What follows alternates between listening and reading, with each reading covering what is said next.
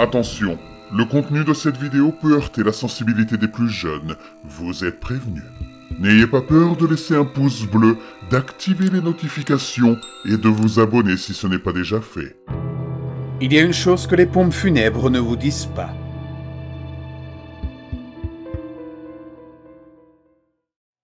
J'ai quitté mon poste d'entrepreneur de pompes funèbres il y a quelques années. Et toutes les personnes qui me connaissaient sont désormais décédées. Je pense donc que le moment est venu de vous révéler un secret très bien gardé. Mais avant d'entrer dans le vif du sujet, laissez-moi vous expliquer pourquoi je suis devenu entrepreneur de pompes funèbres. Le corps de mon grand-père a été retrouvé chez lui sans vie. On a estimé qu'il était décédé 2 jours auparavant, car cela faisait 2 jours qu'il ne répondait plus au téléphone. Ma mère s'est chargée de l'organisation des funérailles, et conformément à la volonté de mon grand-père, la veillée funéraire devait avoir lieu chez lui. Il avait également demandé à ne pas être embaumé, car il trouvait cela contre nature. La famille s'est donc réunie chez lui, dans une maison remplie de fleurs, destinée à masquer l'odeur de la mort. Nous avons tous pleuré et souhaité avoir pu passer encore un peu de temps avec lui. Le problème, c'est que notre souhait s'est réalisé bien trop vite. Alors qu'une de mes tantes s'approchait de son corps, elle poussa un cri et s'enfuit de la maison. Lorsque nous nous sommes tous tournés vers le corps de mon grand-père, il était assis. Son regard était lointain, insensible à l'hystérie que sa résurrection avait provoquée. Les médecins nous ont expliqué qu'il pouvait s'agir d'un cas rare du syndrome de Lazare. À part ça, il n'y avait aucune autre explication. Il n'a pas vécu longtemps après cet incident. Il mangeait, dormait et souriait parfois, mais il n'a plus jamais parlé. C'était comme si mon grand-père avait perdu tout ce qui faisait de lui, ce qu'il était. Lors de son 2e décès, le bon, ma mère a ignoré ses dernières volontés et l'a fait embaumer. Certains membres de la famille ont plaisanté en disant qu'il faudrait mettre une cloche sur la tombe au cas où il se réveillerait à nouveau. Mais je ne sais pas dans quelle mesure c'était vraiment une blague. Son 1er et son 2e décès m'ont rendu curieux de savoir ce qui se passe après. Y avait-il une vie après la mort ? Nous réincarnions-nous ou nous décomposions-nous tout simplement pour retourner au néant ? Tout l'aspect religieux de la question m'ennuyait, mais le processus de la mort et la manière dont le corps est traité par la suite m'ont fasciné. Le taux de rotation chez les thanatopracteurs est assez élevé. Alors j'étais particulièrement fier quand j'ai obtenu ma licence et que j'ai rapidement été accepté pour un stage. J'étais stupide, je me croyais meilleur que tous ces gens qui démissionnaient dès qu'ils réalisaient qu'un cadavre était plus qu'un simple morceau de viande.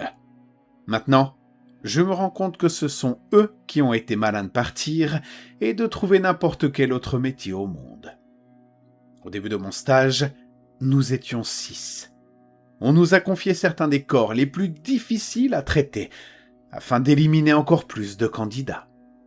J'ai failli abandonner quand j'ai dû reconstituer le visage d'une fillette de 3 ans qui avait été poignardée à plusieurs reprises par son père. La mère a tout de même opté pour des funérailles avec cercueil fermé, et elle nous a remerciés d'avoir rendu son bébé à nouveau entier. À la fin de la première année de stage, il ne restait plus que 2 d'entre nous. Le directeur des pompes funèbres nous a convoqués dans son bureau, prétextant qu'il avait besoin de nous parler. « Félicitations pour avoir terminé votre première année de stage !»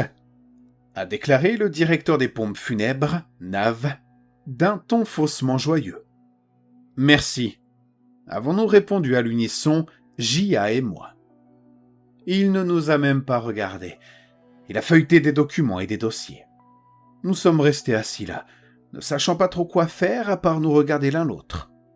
Dehors, on entendait le grincement des roues d'un brancard, tandis que quelqu'un transférait un nouveau corps dans les congélateurs.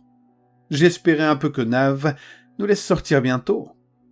Être dans ce bureau était bien plus angoissant que d'essayer de déterminer à quoi correspondait chaque morceau de corps après qu'une personne soit tombée dans une déchiqueteuse à bois. Je veux que vous restiez tous les 2 ici cette nuit.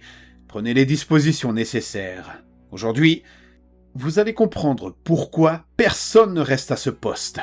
Allez, c'est parti. nous a dit Nav en nous remettant quelques papiers. Et n'oubliez pas de signer tous les documents. Jia nous a préparé à tous les deux un café pour nous préparer à la nuit. Les documents n'avaient aucun sens. La plupart étaient rédigés dans un jargon juridique lié à la mort et au respect de la confidentialité. Quoi qu'il arrive cette nuit, nous ne pouvions en parler à personne en dehors des personnes qui travaillaient là-bas. Qu'est-ce qui pourrait être si grave pour qu'on doive signer autant de papiers ? Demanda Jia. Je n'en ai aucune idée. Mais je te jure, je viens de signer un document donnant à l'entreprise les droits sur mon âme. Plaisantai-je. T'en avais encore une ? Jia éclata de rire. Nous avons terminé notre pause café et sommes retournés à la salle de préparation. Nos rires se sont rapidement tus lorsque Nav s'est tenu devant 4 cadavres prêts à être disséqués.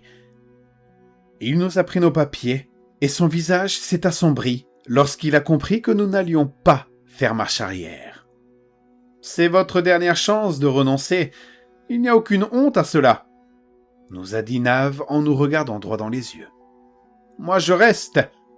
ai-je dit d'une voix hésitante, mais en essayant de paraître confiant. « Moi aussi !» a répondu Jia d'une voix plus tremblante. Il nous a regardés avec de la douleur dans les yeux. À ce moment-là, j'étais confus. Mais une fois de plus, j'aurais aimé saisir l'occasion et partir. Mais non, ma fierté m'a retenu là, essayant de prouver quelque chose qui n'existait même pas à quelqu'un qui n'existait même pas. « Sylvain, occupe-toi des 2 corps à droite. Jia, prends les 2 corps à gauche. » ordonna Nav. Nous avons rapidement pris nos positions, un peu perplexes quant à la raison pour laquelle nous devions nous occuper de 2 corps, chacun en même temps. Leurs dossiers médicaux et tout le matériel de désinfection avaient également disparu. Jia et moi nous sommes regardés, perplexes. « Maintenant, prenez leur pouls, » ordonna Nav. « Quoi ?» Je l'ai regardé perplexe. « S'il te plaît, fais ce que je te dis. Et une fois que tu l'auras fait, viens t'asseoir avec moi. On va discuter. » a dit Nav en s'asseyant sur une chaise vide qui faisait face au corps. Jia et moi, nous nous sommes regardés. Puis nous sommes allés à contre-cœur faire ce qu'on nous avait demandé. J'ai d'abord saisi le poignet d'une femme mince qui semblait avoir la trentaine. Un frisson m'a parcouru le corps quand la froideur de la mort a touché mes doigts chauds. J'ai pris soin de ne pas abîmer la peau en appuyant pour chercher un battement de cœur. Mais il n'y avait rien. J'ai poussé un soupir de soulagement dont je ne savais pas que je le retenais. Pour le corps suivant, j'ai vérifié le pouls au niveau du cou, car ses 2 poignets avaient été lacérés par une sorte de couteau. En appuyant sur son cou, j'ai cru un instant sentir un battement de cœur. Je me suis reculé, sachant que c'était impossible. La rigidité du corps avait commencé à s'estomper à mesure que les muscles se décomposaient. Mais la rigidité cadavérique avait déjà figé le corps, ce qui suggérait qu'il était mort depuis au moins 1 jour ou 2. Nav m'a regardé, le regard fuyant, tout en me faisant signe de retourner vers le corps. J'ai pris une profonde inspiration, essayant de tenir ma paranoïa à distance. Je n'ai pas laissé mon esprit vagabonder tandis que j'appuyais à nouveau ma main sur le cou du cadavre. Il n'y avait rien. J'ai failli rire de moi-même pour m'être affolé pour rien. J'avais probablement senti mon propre pouls en touchant son cou la première fois. Une fois cela fait, Jia et moi sommes allés nous asseoir à côté de Nav, ne sachant pas trop à quoi nous attendre.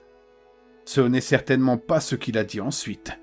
« Vous savez que Jésus est ressuscité 3 jours après avoir été crucifié ?» commença Nav. Nous ne répondîmes pas. « Désolé les gars, je ne sais pas trop comment expliquer ça. C'est la première fois que j'en parle à quelqu'un, » dit-il en marquant une pause. Jia et moi nous regardâmes, pensant sans doute la même chose. Nav avait-il perdu la tête ? Devrions-nous filer d'ici tant qu'il était encore temps ? Sylvain, Jia, ce soir sera une soirée plutôt mouvementée ou plutôt calme ? Espérons que ça soit la 2e option et que vous pensiez simplement que j'ai perdu la tête, dit Nav en riant sans humour. Les heures passèrent et nous restâmes simplement assis là. De temps en temps, je jetais un œil à mon téléphone pour faire défiler les mauvaises nouvelles. Jia nous prépara à tous une cafetière pour nous chasser le sommeil des yeux.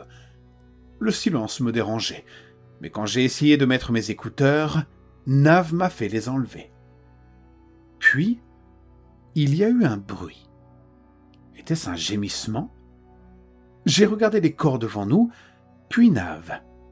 Nav fixait les corps intensément. Son regard passait d'un corps à l'autre. Je tremblais, ne sachant pas ce qui se passait. Ensuite, il y a eu un autre gémissement. Nav se pencha sous sa chaise pour fouiller dans un sac que je n'avais même pas remarqué auparavant. Il nous tendit un couteau à chacun et en prit un lui-même. Il demanda à Nav ce qui me brûlait les lèvres également. « Pourquoi est-ce qu'on a besoin de ça ?» L'homme, dont j'avais senti le pouls plus tôt dans la nuit, n'était pas assis. Il nous fixait droit dans les yeux mais ne nous regardait pas. Son regard semblait se perdre ailleurs. J'avais déjà vu ça il y a de nombreuses années chez mon grand-père. À ce moment-là, j'avais envie de me pisser dessus. Cela ne pouvait pas être en train d'arriver. C'est le genre de choses qui ne se passe que dans les films. « Vous deux, poignardez cet homme en plein cœur !» nous ordonna Nav. « Je ne vais pas le tuer !» protestai-je. « Mais pourquoi est-il vivant ?» sanglota Jia. « Il n'est pas vivant, ou du moins pas comme vous l'imaginez. Maintenant, mettez-le au repos !» dit Nav d'une voix plutôt tremblante, s'efforçant lui-même de rester calme. Je ne sais pas pourquoi je lui ai fait confiance, mais je me suis mis à marcher vers cet homme dont je savais qu'il était mort quelques heures plus tôt. Alors que je m'approchais, l'homme m'a regardé et m'a adressé un petit sourire. Puis il a reporté son regard sur ce qu'il était en train de regarder et a fini par m'ignorer. Jia tenta de s'approcher, mais pris de nausée, il courut vers la poubelle la plus proche pour vomir. Depuis que je connaissais Jia, il n'avait jamais vomi. Il aurait facilement pu manger devant un cadavre entièrement disséqué. Mes mains tremblaient tandis que j'essayais de placer le couteau à l'endroit où se trouvait le cœur. Ma propre nausée me poussait à courir vers la poubelle la plus proche. Mais au lieu de ça, j'ai ravalé le vomi, essayant d'ignorer l'arrière-goût acide. J'ai pris une profonde inspiration et j'ai stabilisé mes mains, prêtes à plonger le couteau dans le cœur de l'homme mort-vivant. Au moment où la peau se déchira, l'homme tourna la tête vers moi et avec une rapidité incroyable m'attrapa le bras. Je hurlai en essayant de retirer mon bras. Alors que son expression se transformait en colère, il tenta de me mordre le bras. Mais je repoussai sa tête avec mon autre bras. Jia et Nav coururent vers moi. Jia tenta de libérer mon bras de son emprise. Je pleurais et suppliais le mort-vivant de me lâcher. Nav réussit tant bien que mal à manœuvrer le couteau entre les 3 corps enchevêtrés et poignarda l'homme en plein cœur. L'homme lâcha mon bras et retomba lentement sur le brancard, laissant derrière lui un carnage sanglant. Je suis vraiment désolé que tu aies dû vivre ça, mais il n'y avait pas d'autre solution. Si j'avais essayé de t'expliquer tout ça, tu ne m'aurais pas cru, dit Nav, qui commençait à s'effondrer. Après ça, honnêtement, je ne sais pas trop pourquoi je suis resté. Nav nous a expliqué que certaines personnes revenaient le 3e jour. Et si Jésus avait vraiment existé, c'était probablement ce qui lui était arrivé aussi. Certains revenaient paisibles, d'autres attaquaient immédiatement. Une chose était sûre, ce n'étaient plus les mêmes personnes qu'avant leur mort. Et le meilleur moyen d'empêcher cette résurrection, c'est congeler et embaumer les corps. Notre travail consistait à empêcher les morts de revenir, pas à préparer les morts pour que la famille puisse les voir. On nous a donné le choix, rester au travail ou démissionner. On nous aiderait à trouver un nouvel emploi si nous choisissions de partir. La seule chose que nous ne pouvions pas faire, c'était parler de ce qui s'était passé cette nuit-là. Les seuls à connaître ces secrets étaient les autres thanatopracteurs, et il valait mieux que cela reste ainsi. Nous avons tous les deux décidé de rester. Aussi terrifié que j'étais sur ce qui s'était passé, j'étais aussi d'une curiosité morbide, sans jeu de mots. J'obtenais enfin des réponses sur ce qui se passe après la mort. Nav est mort quelques années plus tard. Il s'est suicidé, incapable de supporter la pression du secret. J'ai repris son poste et formé de nouveaux thanatopracteurs. Jia a été assassiné par le mari d'une femme dont il affirmait que Jia l'avait tuée lorsqu'elle s'était réveillée. Me voilà donc. Je ne fais plus partie de ce milieu, mais ce savoir continue de me peser. J'ai vu des êtres chers disparaître et j'ai veillé à ce qu'il reste ainsi. Faites ce que vous voulez de ce savoir, mais je vous préviens, aucun mort ne revient tel qu'il était. Un bon conseil, laissez les morts reposer en paix.